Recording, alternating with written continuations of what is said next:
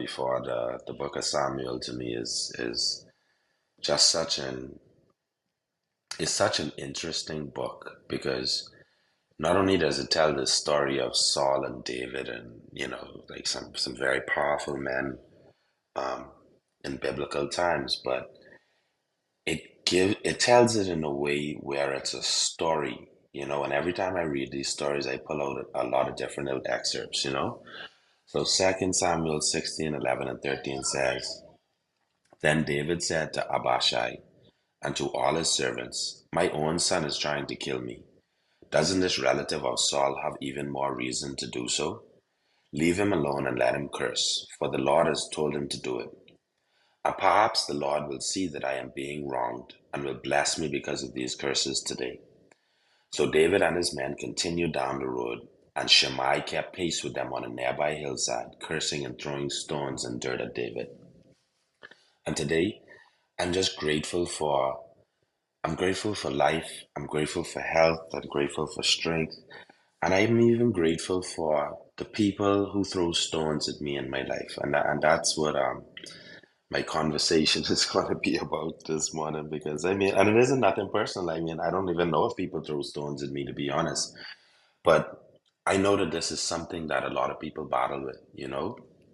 And what David spoke about here is so important. I mean, this literally hit me like a ton of bricks y'all last night when I was reading it, because this guy, Shimei, right, he was loyal to Saul. And, when David became king, he was bitter about it.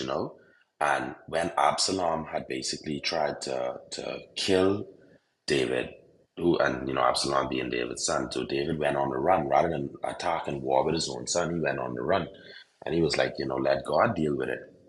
And then this guy was just hanging outside the city, just cursing and talking bad. But David had an army of 600 men, you know, and David's men turned to him, and they said, "Hey, let's go cut his head off." And this was David's response to that. David said, you know if God told him to curse me, like, who am I to question? Basically, what David was saying was that negative people are actually a part of God's plan. Like they actually a part of this. They aren't something that you have to stop on your journey to pay any sort of attention to. What David did was David just kept going. He kept walking on his journey. He didn't stop. He was the only one that actually cared enough to say that, you know what? God still is in this person, even though that they throwing stones, even though that they cursing me. Remember, God created all of us, so this person still is a part of God's plan, and I'm not going to interrupt what God is doing in my life just because it seems that it don't align with what I'm currently doing. And you have to be reminded of how important that is, and like what the message is that I'm trying to portray this morning. Like all of us can face people in our lives who don't agree with the journey that we on. A lot of people won't agree with what you're doing.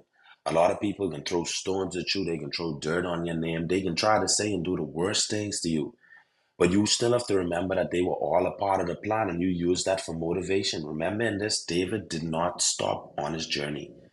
He could imagine the second he have a son who chasing him with an army of 22,000 and he's a man with 600. Every second count.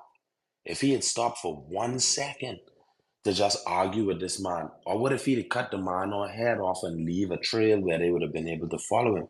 You just never know the kind of interruption by stopping and arguing with these people who mean nothing in the sight of your journey to God. How you could allow them to mean something to you.